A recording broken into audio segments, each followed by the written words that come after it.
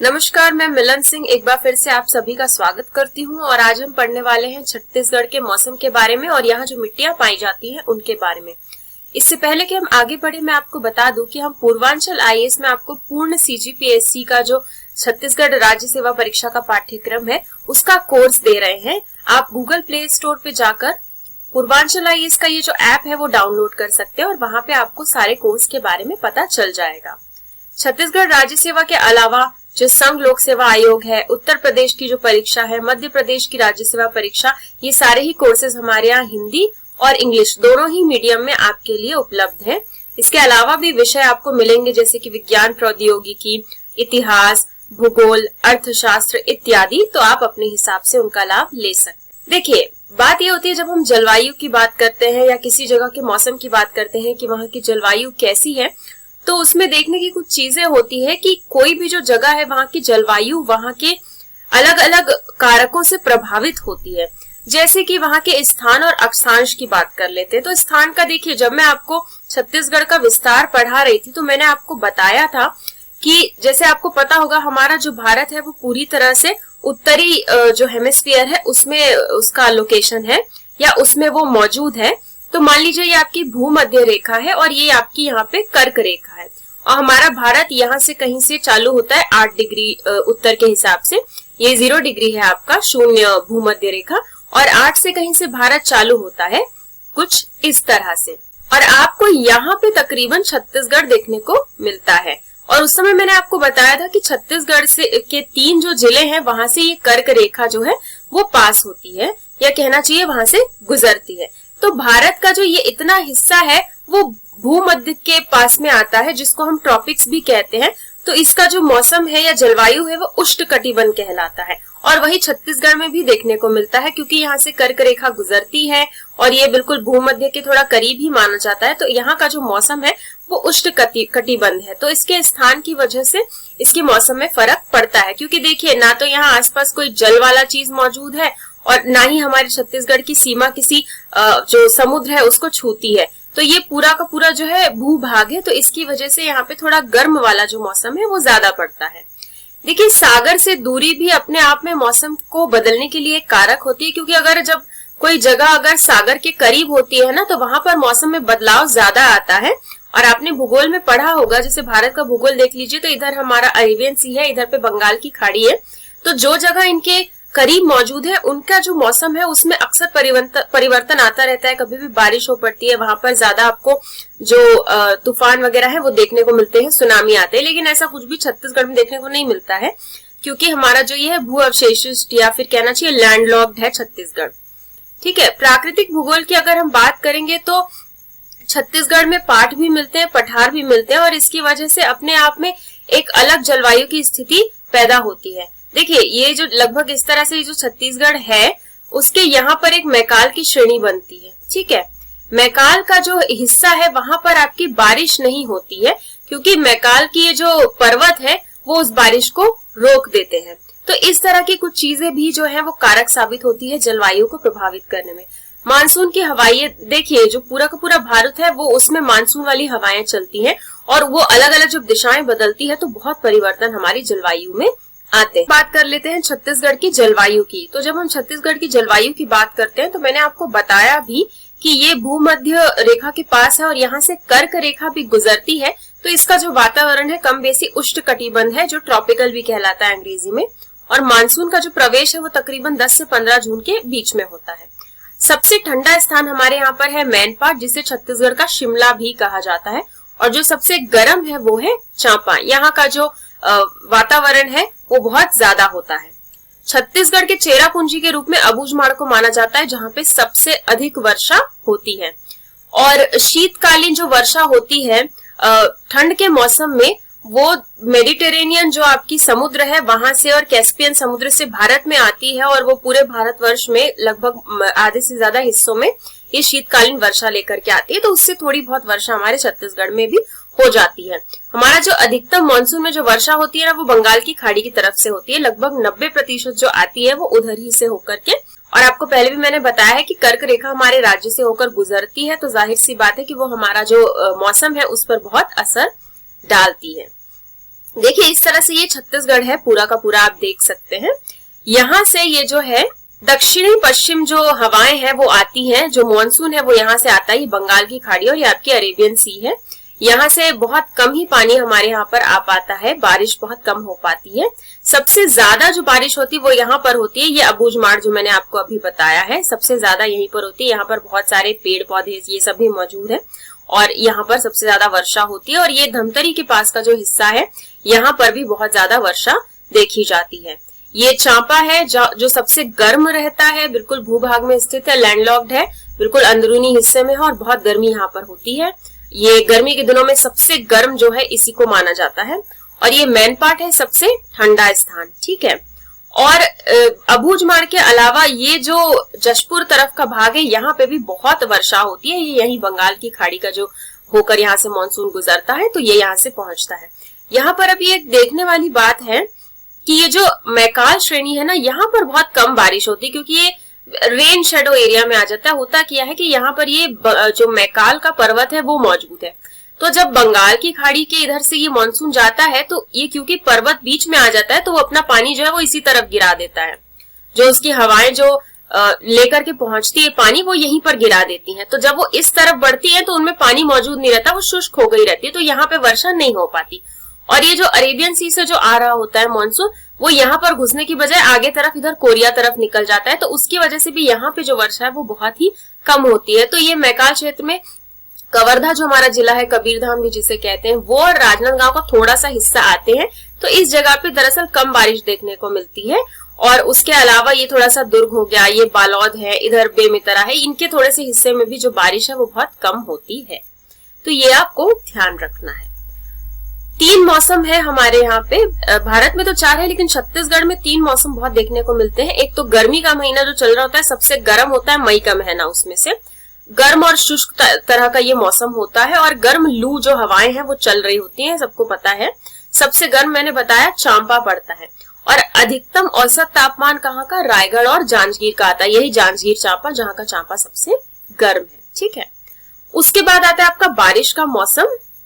बारिश का जो मौसम है उसमें जून से लेकर के अक्टूबर तक हमारे यहाँ तकरीबन बारिश मानी जाती है। मैंने कहा कि मानसून यहाँ 10 से 15 जून के करीब आ जाता है और इसका जो स्रोत है 90% जो आता है वो बंगाल की खाड़ी से ही आता है। सबसे ज्यादा वर्षा होती है अबूझमाड़ की तरफ और दूसरी होती है वो जशपुर की तरफ, जैसे कि मैंने आपको बताया। सबसे कम वो मैकाल घाटी जो है उधर तरफ में होती है। सर्दियों का मौसम अक्टूबर के आधे से चालू होकर फरवरी तक रहता है और थोड़ी सी सर्दियों में भी बारिश होती है, जैसे कि मैंने आपको बताया कि वो जो पश्चिमी विभाग की तरफ से जो हवाएं आ रही होती हैं वो अपने साथ में बारिश को लेकर के आती है और थोड़ा थोड़ा कहीं कहीं पर बारिश हो जाता है पूरे भारतवर्ष में, और उसी में छत्तीसगढ़ में भी होता है। सबसे ठंडा महीना जो है वो दिसंबर का महीना माना जाता है और सबसे ठंडा स्थान कौन सा है, मैनपाट है, जिसे छत्तीसगढ़ का शिमला भी कहा जाता है। सरगुजा में ये मौजूद है। मेरे ख्याल से आपको जिले पता ही होंगे, ये कोरिया है, ये सूरजपुर, बलरामपुर, जशपुर, यहाँ पर आपका है सरगुजा, ये रायगढ़ है, कोरबा, यहाँ पर एक नया बन के यहाँ गोरिल्ला पेंड्रा मारवाही हो गया है, ये आपका बिलासपुर है, मुंगेली है, ये जांजगीर चांपा है, ये बलौदा बाजार है, महासमुंद हो गया, ये आपका गरियाबंद है, धमतरी है, उसके बाद ये रायपुर है, इधर पे ये बेमेतरा है, दुर्ग है, ये आपका कवर्धा है, बालोद है, और इधर पे आपका ये राजनांदगांव है, कांकेर है, नारायणपुर, बीजापुर, दंतेवाड़ा और सुकमा, ये आपका बस्तर, और ये है कोंडागांव। तो इतने पूरे जिले हैं, आपको ये जिले याद रखने होंगे। तो चलिए अब जलवायु की बात हो गई है, अब हम आगे बढ़ते हैं और हम देखने की कोशिश करते हैं कि छत्तीसगढ़ में कितनी मिट्टियां पाई जाती हैं और कौन कौन सी है, किस तरह की है और उसमें क्या क्या विशेषताएं हैं या फिर क्या नहीं है। तो आप देख सकते हैं लगभग 5 तरह की मिट्टियों का यहाँ पर वर्णन किया गया जो पाई जाती है। इसके साथ एक और मिट्टी है जो पाई जाती है जिसके बारे में मैं आपको बताऊंगी थोड़ी ही देर में। तो देखिए सबसे पहले ये लाल पीली मिट्टी आती है क्योंकि ये सबसे ज्यादा क्षेत्र में यही पाई जाती है। तकरीबन 50 से 55% जो हिस्सा है छत्तीसगढ़ का उसमें आपको ये लाल पीली मिट्टी मिलेगी। यहाँ पर मिट्टियों के कुछ स्थानीय नाम भी है। तो ये जो लाल पीली मिट्टी का नाम वो है मटासी। ये आपको सवाल में भी देखने को मिलेगा, तो आपको याद रखने की जरूरत है। अक्सर पूछा जाता है कि इस मिट्टी का नाम क्या है या ये मिट्टी कहाँ पे पाई जाती है। ठीक है, तो ये जो मटासी है ना, ये अब मैंने आपको बताया 50 से 55%, तो यही है, ये इसका मतलब है सबसे ज्यादा भाग में यही पाई जाती है। सही तौर पे बताऊं तो छत्तीसगढ़ का जो मध्य भाग है, थोड़ा सा उत्तरी भाग है, वहां पर ये लाल पीली मिट्टी पाई जाती है। जैसे कि आगे मैं आपको दिखाऊंगी भी, जो हमारा मैप है उसमें, इसमें आपको धान वगैरह आप उगा सकते हैं, तिल भी उगा सकते हैं, इस तरह की चीजें जो है यहाँ पर उगाई जा सकती है। इसका जो लाल रंग होता है ना, वो फेरस ऑक्साइड करके जो एक वस्तु है वो इसमें मौजूद होती है, जिसकी वजह से इसका रंग लाल होता है।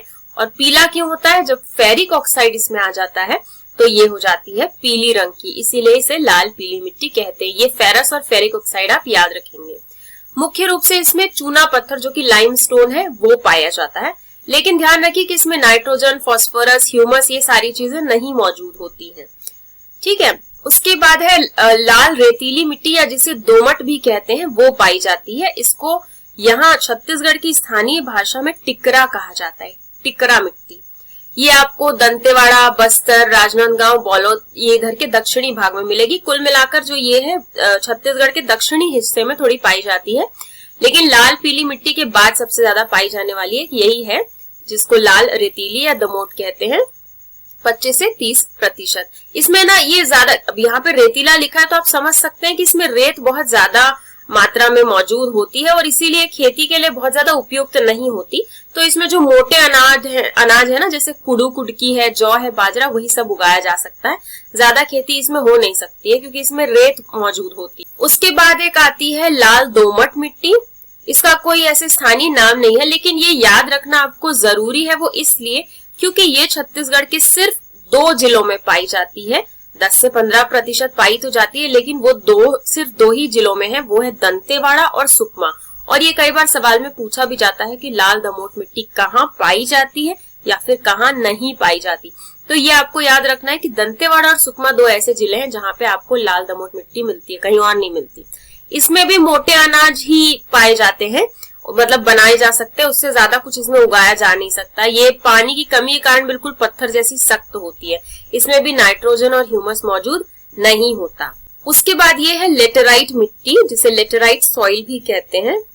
इसको स्थानीय नाम भाता है या मुर्मी भी नाम से पूछा जाएगा तो वो लेटेराइट सॉइल ही है या लेटेराइट मिट्टी ही है। और देखिए ये जो है ना पाट क्षेत्र में पाई जाती है। छत्तीसगढ़ में पाट भी है, पठार भी है, मैंने आपको बताया। तो जो पाट है, जैसे सरगुजा का पाट है, समरी पाट है, जशपुर सरगुजा वाला पाट है, जगदलपुर जो नीचे बस्तर है उसमें भी जगदलपुर के एक थोड़े से हिस्से में पाट मौजूद है, वहां पर आपको ये लेटेराइट मिट्टी मिलती है। इसमें दरअसल आप क्या है बागवानी कर सकते हैं। इसमें कुछ ऐसा चावल अनाज टाइप की चीजें नहीं उगा सकते, लेकिन हाँ इसमें आप बागवानी वगैरह कर सकते हैं, हॉर्टिकल्चर कर सकते हैं। और जैसे जो हमारे ये कॉफी वगैरह होते हैं, तंबाकू वगैरह, वो इसमें उगाए जा सकते हैं, लेकिन बाकी ज्यादा कुछ उगाया नहीं जा सकता। बल्कि ये जो है ना निर्माण के कार्य के लिए ज्यादा उपयुक्त होती है। आप इससे निर्माण कार्य कर सकते हैं, कंस्ट्रक्शन कर सकते हैं। और ये लीचिंग की प्रक्रिया के द्वारा बनती। लीचिंग का प्रक्रिया क्या होता है, देखो एक ऐसा देखोगे तो मान लो ये जो है आपका एक पठार कहलाता है, नीचे का जो है ये पठार है। इसके ये जो ऊपर का बिल्कुल समतल जो भाग होता है ये पाट कहलाता है। जो थोड़ा ऊपर है, मतलब ये नीचे जमीन से जो ऊपर उठ के है वो पाट कहलाता है। तो क्या होता है जब वर्षा होती है ना इस पाट पे सीधे, अब ये ऊपरी भाग है, इधर तो कुछ इसका रहता नहीं, तो पाट की जो मिट्टी है वो वर्षा की वजह से ऐसे हटती जाती है, एक के बाद एक के बाद एक के बाद जो उसकी जो परतें हैं वो हटती जाती है, और परत हटते हटते हटते उस लीचिंग के तरीके से ये जो है मिट्टी बनती है। तो ये लीचिंग की प्रक्रिया होती है, ठीक है। लेकिन ये निर्माण कार्य के लिए काम आती है। इसमें कुछ फसल वगैरह नहीं उगाई जा सकती है। फूल वूल आप उगा सकते हैं, हॉर्टिकल्चर कर सकते हैं, थोड़ा बहुत गमले वमले रख के इस तरह से इस मिट्टी को रख के थोड़ा उगा सकते हैं, पर बहुत ज्यादा कुछ नहीं उगता इसमें। फिर आती है आपकी काली मिट्टी। ये सबसे अच्छी मिट्टी मानी जाती है, आपको भी अंदाजा होगा। इसे जो है स्थानीय में भर्री या फिर कन्हर कहा जाता है। ये मैकाल श्रेणी में मिलती है, बहुत थोड़ी सी जगह में पाई जाती है छत्तीसगढ़ में, और ये बहुत अच्छी है जिसमें कि आप कपास, गेहूं, गन्ना इस तरह की चीजों को उगा सकते हैं। इसका जो काला रंग है वो फेरिक टाइटेनियम की वजह से, याद रखिए जो लाल और पीली मिट्टी का जो रंग है, काली का जो रंग है, ये किस वजह से है ये आपको ध्यान रखना है। अच्छा, इसमें सबसे ज्यादा जल को अवशेषित करने की क्षमता होती है। क्यों होती है बताती हूँ कि काली मिट्टी की एक मतलब प्रकृति है कि जब ये सूख जाती है ना तो उसमें बीच में ऐसे दरारें पड़ जाती है। मान लीजिए आपने मिट्टी का ढिल्ला लेके रखा, काली मिट्टी, तो जब वो सूख जाएगी बहुत धूप और गर्मी से, तो उसमें अपने आप ही दरार पड़ जाती है।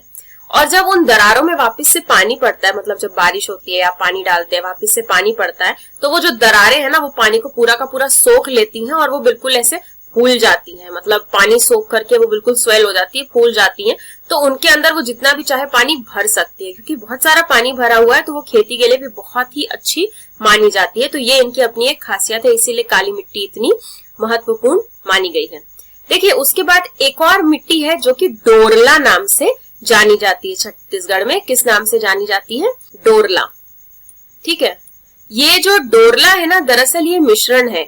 मैं आपको बताती हूँ कि डोरला जो बोलते हैं हम छत्तीसगढ़ में, वो है लाल पीली मिट्टी और इस काली मिट्टी का जो मिश्रण होता है उसको हम डोरला कहते हैं। इस नाम से जानी जाती है और ये काफी पूछी भी जाती है। दरअसल क्या है, अब बहुत सारी जगह में ये लाल पीली मिट्टी हमको छत्तीसगढ़ में मिलती है और उसके बाद मैकाल श्रेणी में ये काली मिट्टी, लेकिन कुछ जगह पे जाके ये दोनों का ना मिश्रण मिलता है, अच्छा होता है वो मिश्रण भी, और उसी को डोरला नाम दिया गया है। तो काफी जगह पर ये जो मिश्रण है यही पाया जाता है।